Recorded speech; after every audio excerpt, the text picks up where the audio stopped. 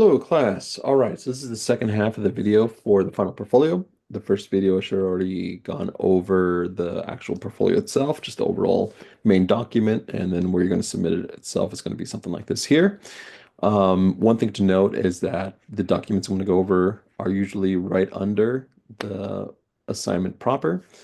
This time it's on week 7, but sometimes it can be week 8, 9, whatever.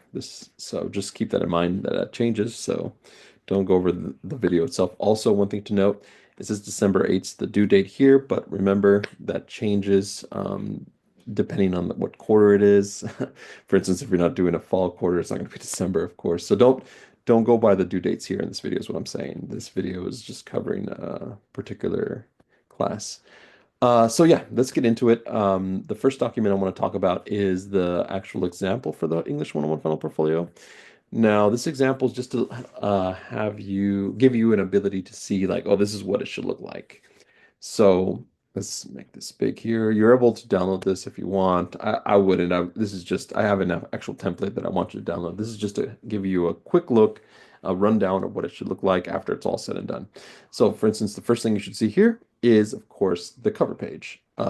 It's pretty simple. It's English 101 or whatever class you're in, portfolio. It might be 99, might be 102, whatever. And then section, whatever section you are, and it's usually up here on Canvas. It'll say English 101, 99, 102, and then it has a 5-digit number. That's the section number. You just copy that over here, then have your name, whatever, of course, your name, just delete this, put your name, and then whatever date you want. Usually just do the due date. And after that, you'll have the table of contents. It should look something like this. You can make whatever you like. This is fine. Copy this if you want. But one thing to note is that do do not do this until the very last thing that you do.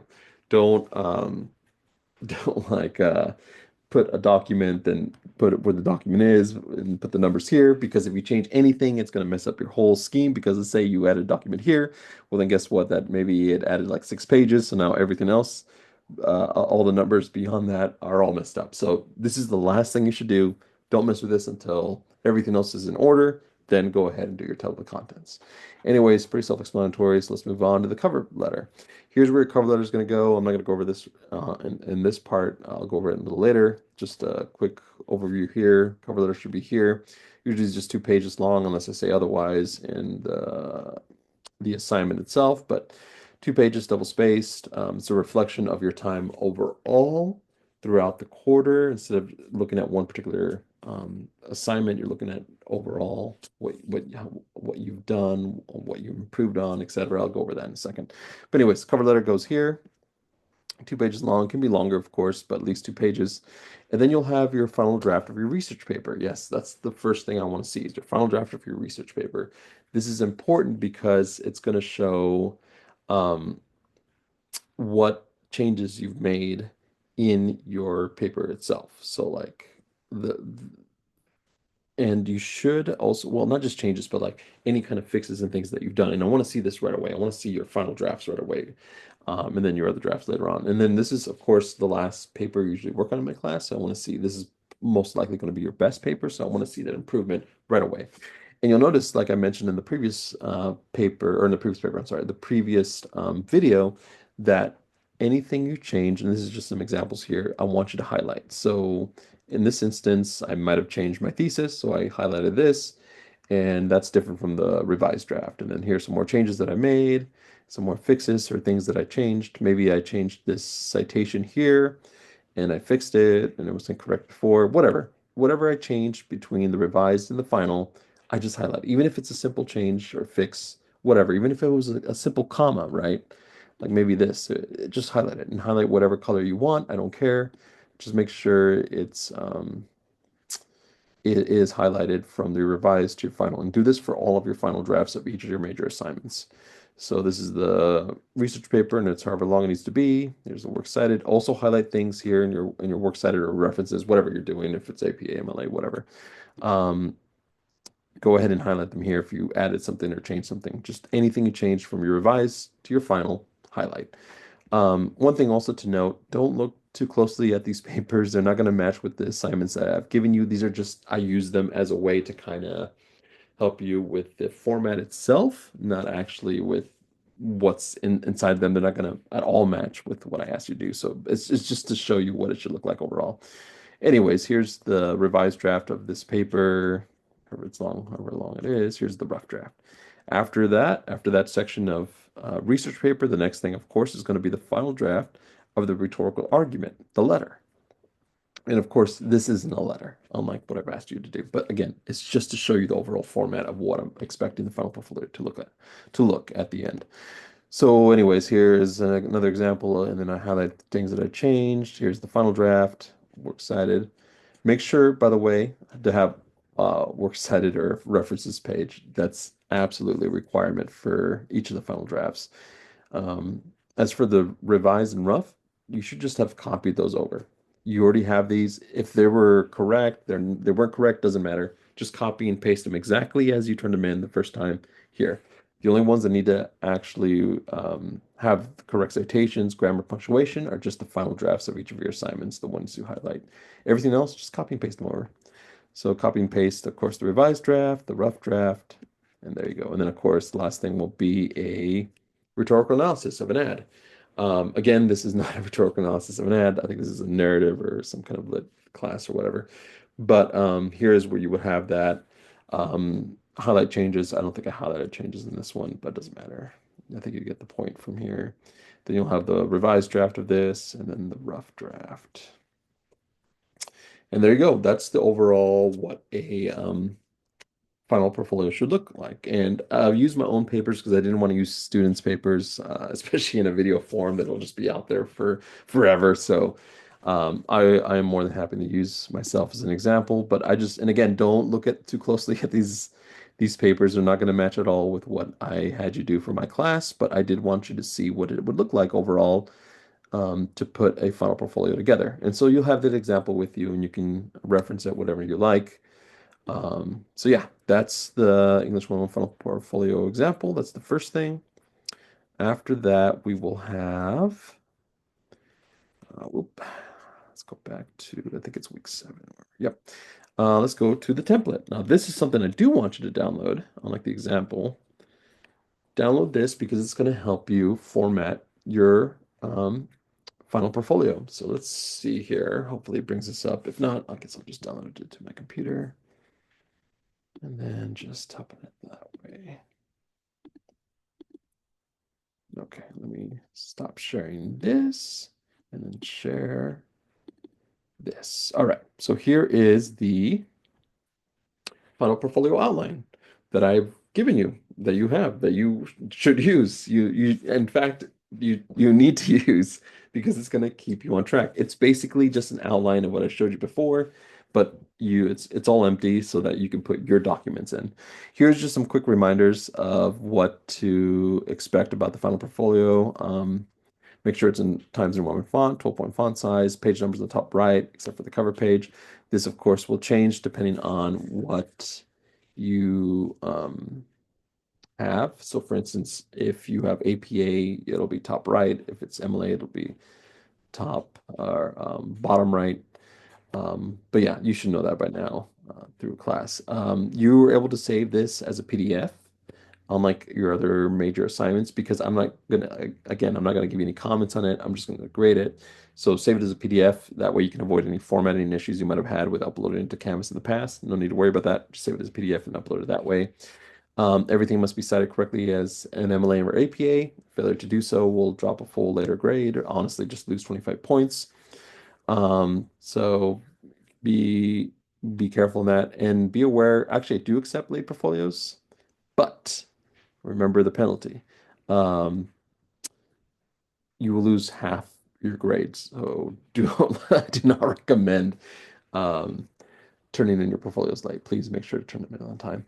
Highlight any changes that you may have had. Just a final reminder. I know I might repeat myself a lot on that, but I want to make sure you do that because it's very important. It makes it a lot easier for me to go over all these final portfolios. The dates on your paper should stay the same, especially for your revised and rough. Just like I said, just copy and paste those over. You do not need to mess with those. Copy, paste exactly as they were. Don't fix anything. The only thing that needs to be fixed is the final drafts of each of your assignments. Anyways, once that's done, make sure to delete all of this because this is just reminders. and bring up this cover page I already made for you guys. Look at this. Look at this. I'm so nice. Look at all that. Look at that.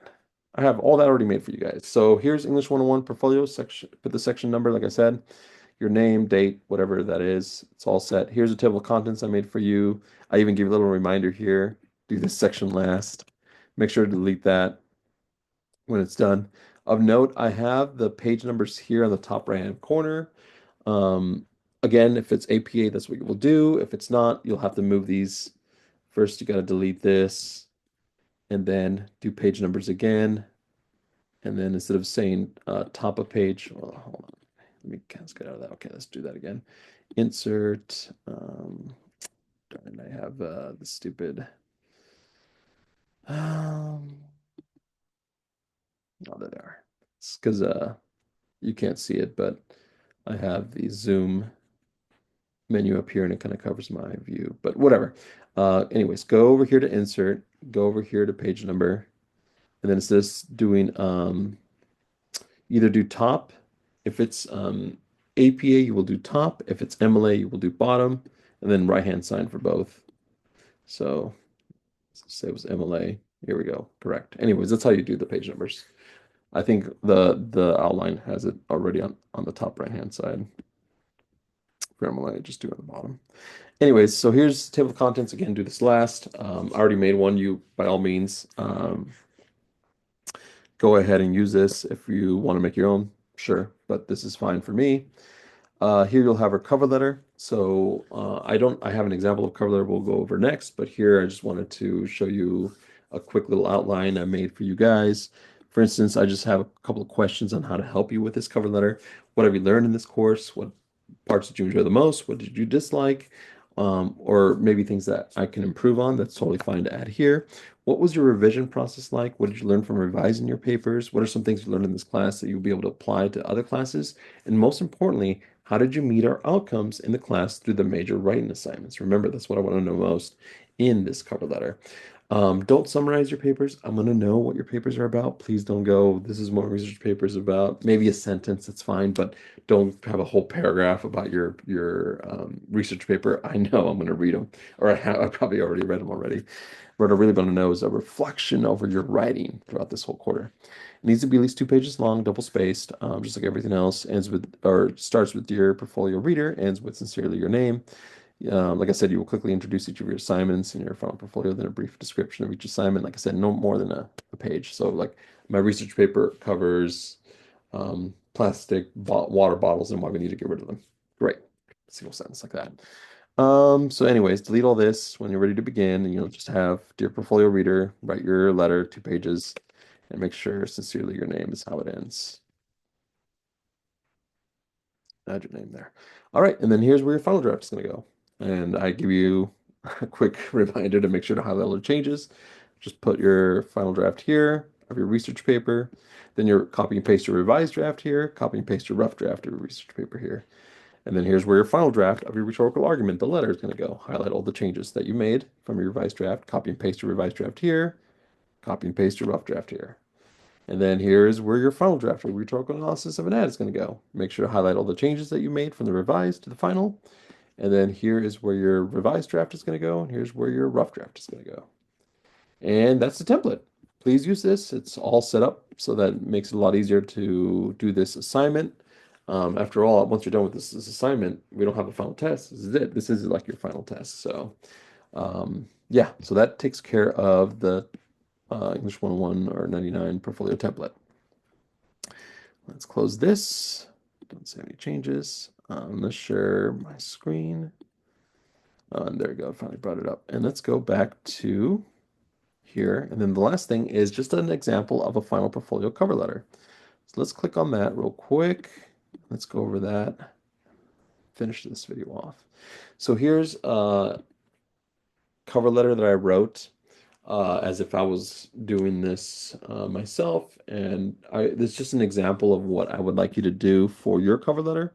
This one happened to be 2.5 pages, but again, you just need 2 pages double space. It should look like this. It should begin with Dear Professor Ariano and then just start your letter. In this case, I said this semester in English 101 has been a transformative journey for me as a writer. When I first enrolled in this course, I was confident in my writing abilities, but I quickly realized that college level writing demands a higher level of critical thinking, organization, and attention to detail. Throughout the semester, I faced several challenges, but these obstacles ultimately helped me grow and improve my writing skills. One of the primary outcomes of this course was to analyze a variety of texts using critical thinking and rhetorical knowledge. As you can see, I'm bringing up the outcome like, hey, one of the outcomes was this. And then I just say, well, this is how I met the outcome. Initially, I struggled with this aspect, particularly in understanding the nuances of different genres and importances of audience and purposes. For example, in my rhetorical analysis of a commercial, I found it difficult to move beyond a surface level interpretation. However, through class discussion and feedback from my peers, I learned to delve deeper into the rhetorical strategies used and how they influence the audience. This shift in perspective allowed me to produce a more nuanced and insightful analysis. And that's what I do throughout. You can read the rest of the letter yourself if you like. I'm not going to go through it in this video, but you can kind of see what I'm doing here, right? I am going over each of the outcomes, and that's all I do in this letter. And you don't have to follow this format, by the way. You write your letter however you like. I showed you what some of the things you can talk about. For instance, I don't think I talk about in this letter, like, what are the things I liked about the course and whatever, because I really couldn't think of anything else. I was just like, whatever. But what most students I see struggle with is like, well, how did I meet this outcome? So this is what I really focused on in this letter. But yeah, some of the things you want to write about, of course, is what did you like about it? What about this course? What did you dislike? What should I work on to improve this course? And then one thing I really like to learn or know is like, well, what are some things that you learned in this course that you're going to be able to apply in other courses in college? You know, what can you take from this and be like, well, this is what I can do now, and I'm glad, you know. So that's that. So those are the three things. Oops, I didn't want to stop. Well, that's fine. Uh, yeah, we don't need to share anymore. But that's the three things I wanted to go over. With this, you should be able to complete your final portfolio. Of course, if you have any questions, contact me through email. I'll respond right away, and we should be good to go. All right. Thank you, class, and that will be all. Bye.